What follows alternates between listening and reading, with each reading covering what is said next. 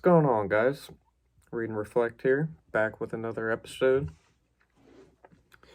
And it's been about a month now since I've made a video. Been busy with things.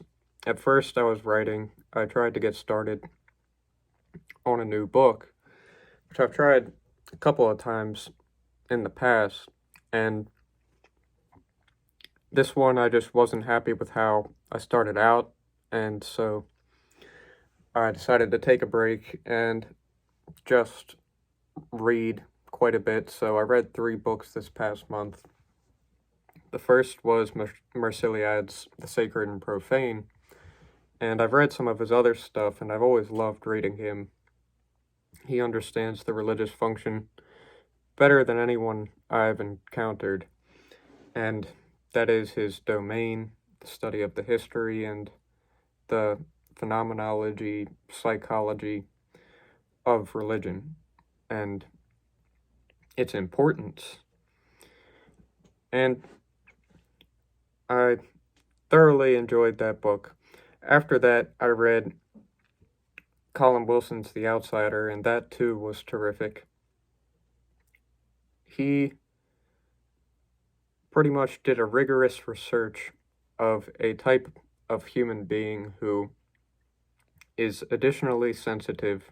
He doesn't really comply with norms, and he is confronted with the deepest problems and the most complicated feelings, and wants to get to the heart of life and figure out what he's here for and how to be, and he isn't really prepared to live his life until he has sorted these things out.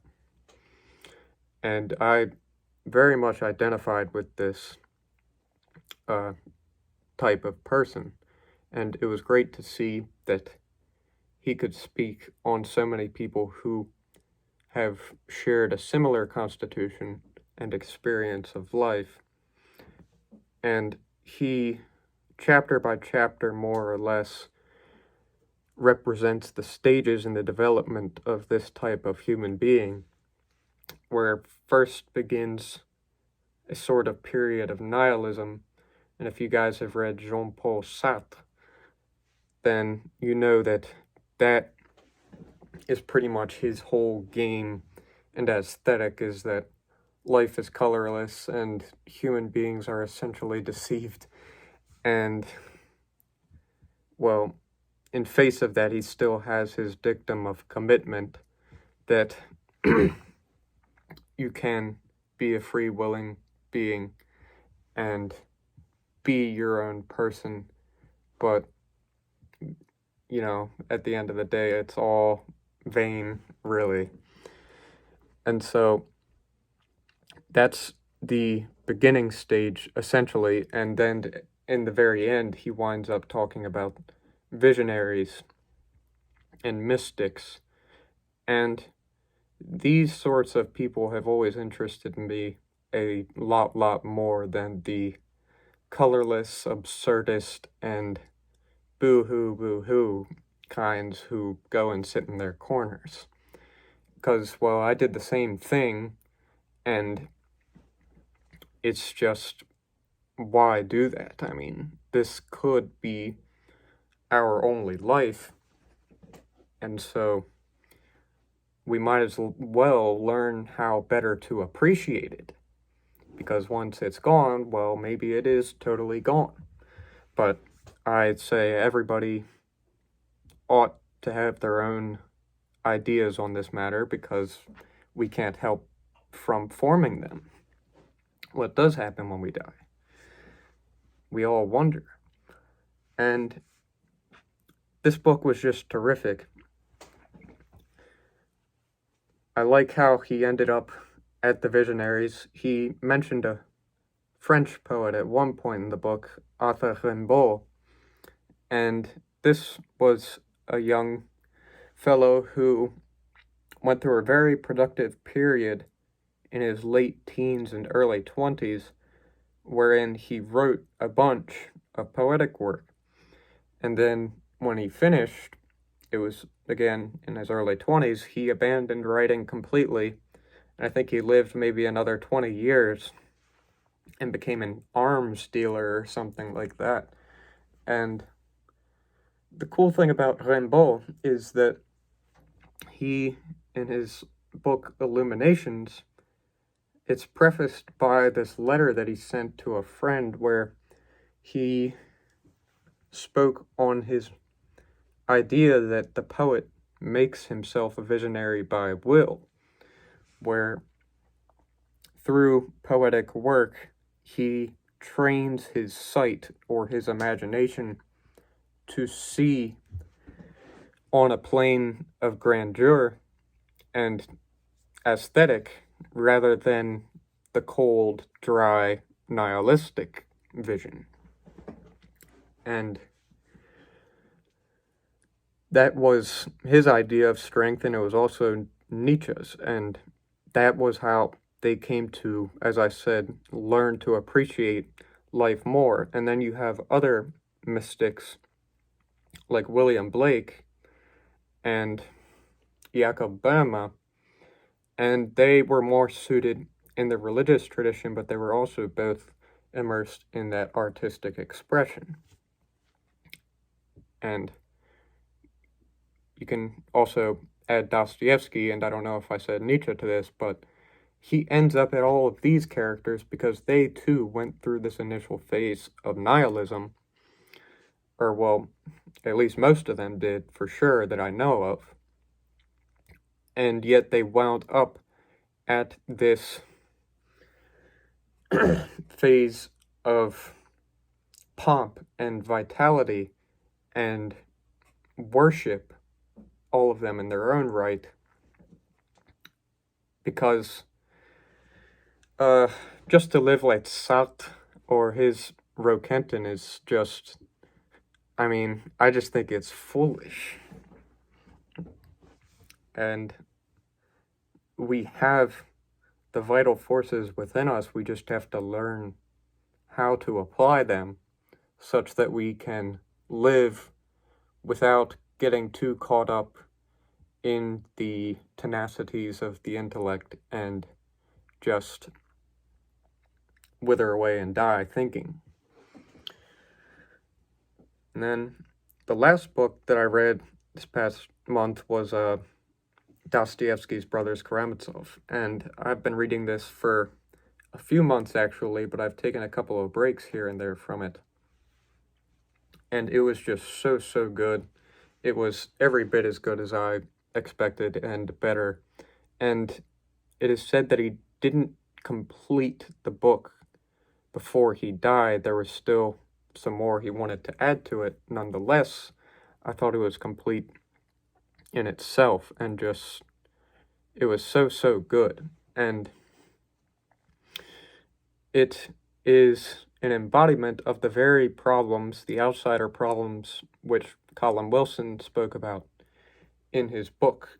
And the brothers, you can sort into these kind of categories that he outlaid in his, Wilson outlaid in his book: the intellect, the emotions, and the body. And the task of the outsider is to learn how to apply all of these aspects of the human being, namely oneself, such that you live the best life possible that you can in your circumstance. And so it's really interesting because in as much as we accept these outsider people to be real, a lot of them, and this was his conclusion, is that a lot of them are suffering from a self-same kind of religious problem or saintly problem. And by that I mean the same problems drive a saint to become a saint as drive the outsider to be an outsider. And I think I am in this group, but, you know, I can only speak with so much accuracy on this because we have to remember that it's a concept. But still, there are some people who just know that they're, in a sense, on the outskirts all of the time because either they don't spend a whole lot of time with people, or when they do, they don't feel like they're really with them. They're off in their own world, in a sense, and dealing with their own internal problems and occupied by those, and don't really have time to or desire to be with other people and like other people so much. And so he's an enigma because he's a party of one. And so, granted, if this conceptual character is at all real, he suffers from similar problems to those faced by the saint, or the religious person generally, the man of faith. And so, if he suffers from an at all similar problem, he needs solutions of the magnitude of sainthood or something like that. And so, I talk about Nietzsche all of the time, but it's because in my eyes he's so amazing.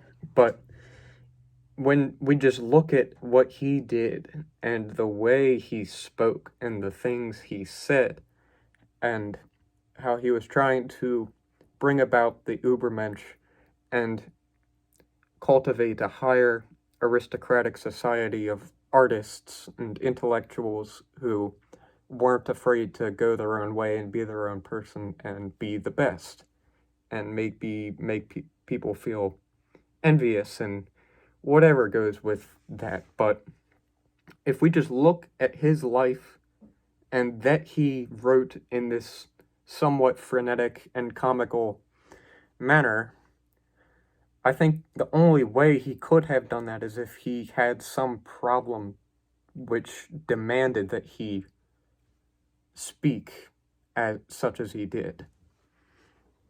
And so he is how he is received is very mixed. There are people who absolutely love him, and then there are others who just absolutely hate him. He is very polarizing. And I have always enjoyed reading him. I've only been reading him for a couple of years. But we can look to him, we can look to Dostoevsky. We could look to Franz Kafka and just how dark his writings were. I mean, all three of them had this acute apprehension of how absurd life can appear, and that there are very, very dark and gruesome states of mind which some people are more susceptible to. And those who are liable to experience those, they are at risk of becoming suicidal or just insane, or something very, very bad could happen to them, because most people do not experience that. But some people, I think, are in a sense destined to. And historically, around the globe, people would call this sort a visionary or a shaman, or they have access to other worlds or communicate to invisible psychic entities, something of that order. But now, today, we seem to have debunked all of that woo-woo, and so we don't really acknowledge the existence of mystics anymore, and those who are or suspect themselves to be something like that probably kill themselves in modern society because it's so mechanical and there's not really any imaginative hint to it anymore. That to me at least seems to be the character of the modern world, is that it's less cultural and more mechanical. And so culture is kind of gone, and it's because we're so caught up in these robotic-like functions and habituations, and so artistic or visionary impulses seem to die because they can't compete with the overwhelming presence of all that and the necessity of partaking in it. And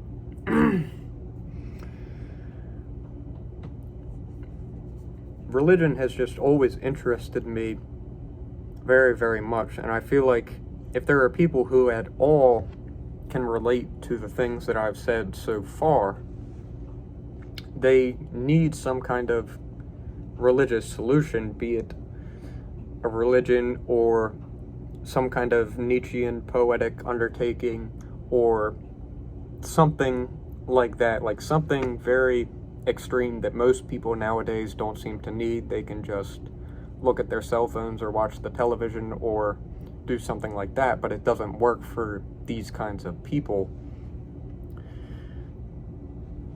It's strange because I feel like people who are avowedly religious and will say that they are a Catholic and that they attend church on Sundays is seeming to people to be more strange. It's people don't really get it, and they don't feel any need whatsoever to go to church on Sundays, and they can find their consolation in the everyday quite easily. But there are some people, these outsider types, who I think come to know levels of doubt that most people do not know. And when you come to experience all this, it's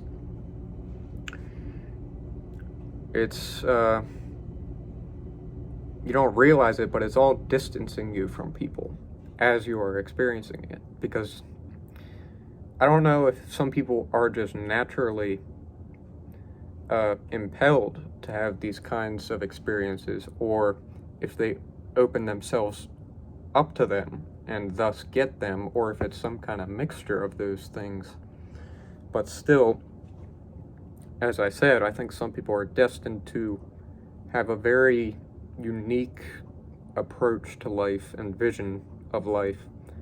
And this is one of the conclusions of Wilson, is that if you are such a person as that, and you seem to be destined to be more sensitive and more imaginative, perhaps, there is no going back. The only way is forward.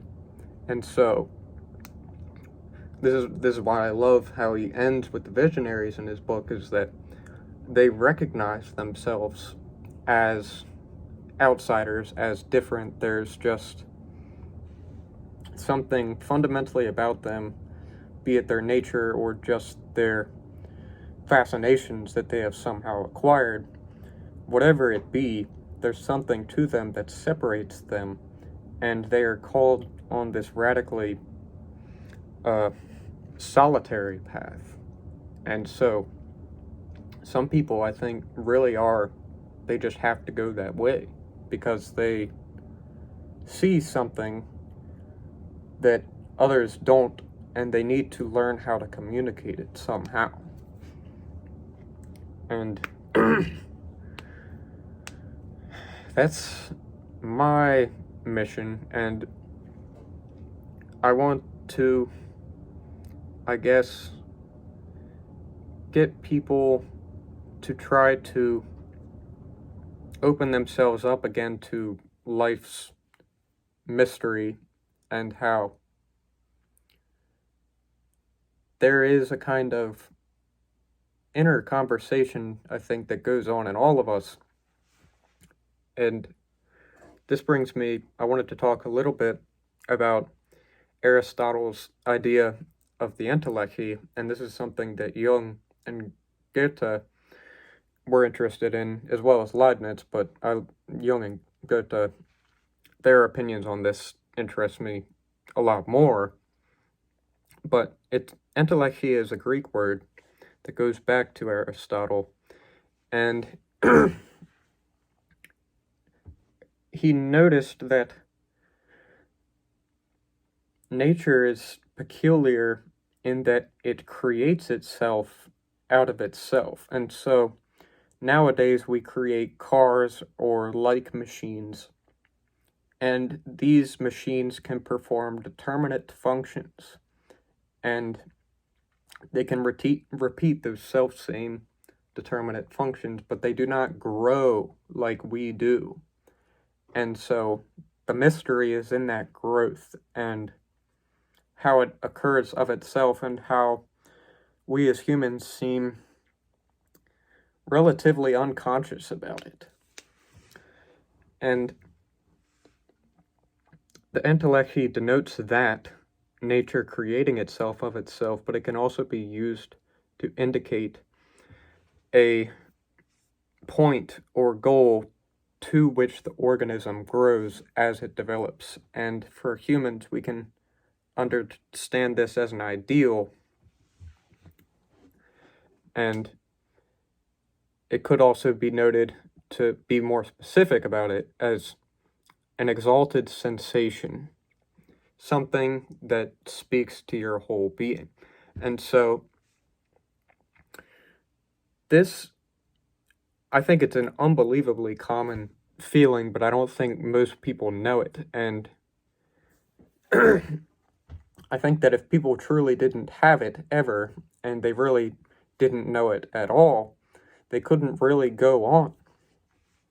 Because, this is from Dostoevsky's Brothers Karamazov too, is Ivan, one of the brothers, made this parable of a man who died, and he was an atheist, and he didn't believe in afterlife, and he died and went to the afterlife, and he was pissed, and so he was punished to walk quadrillions of miles, only at the end of it to reach heaven.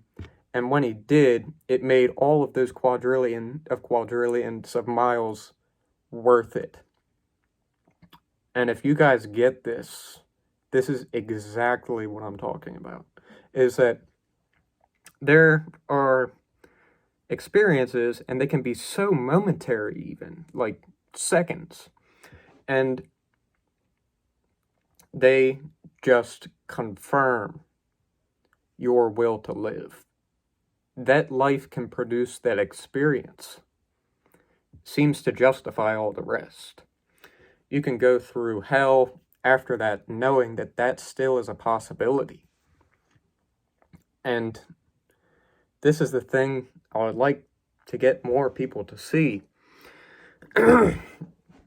And I won't start a religion or anything after it, but there's something just so true about this, and this is how I understand the entelexia, is that there are exalted feelings that we can have which seem to be communicating to us and serving as a kind of signpost for this is good and this is what you should try to bring more of into this life, in yourself and in others. That there is a way of triggering that.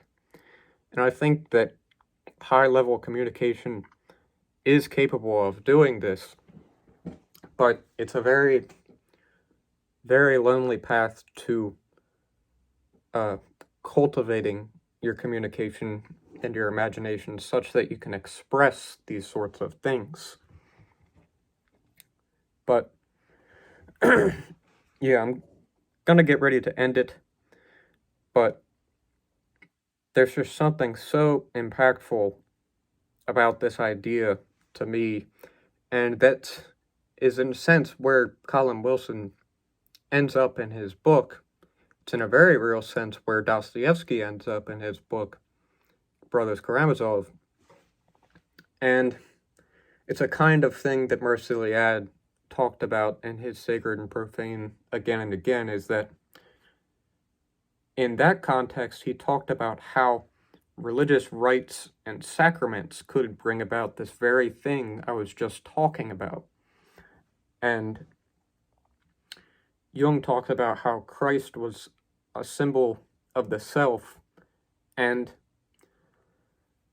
most of the time when we think of a person taking up his cross and following Christ, we say, okay, he actually did that with his real hand and went to a monastery and started talking the Christian language and dressing differently.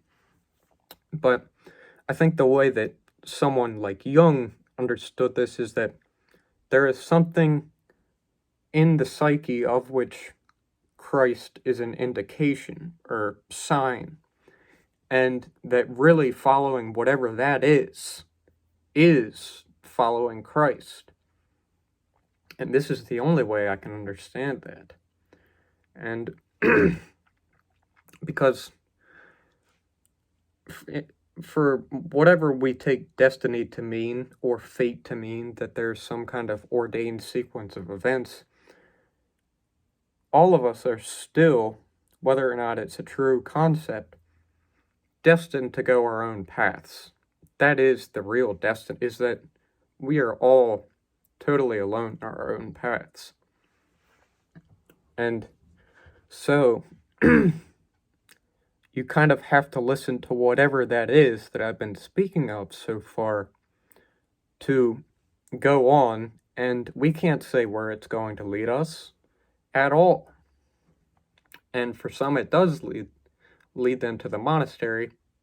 Some it leads them to write a book. Some it just leads them to do service to the people around them and love the people around them. And it's that to me is the real meaning of being a Christian. And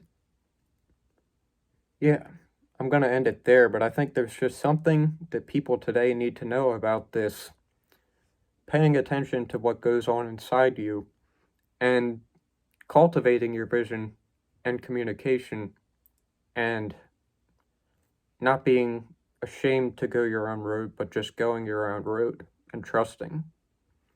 And so I'm done. Thanks, guys.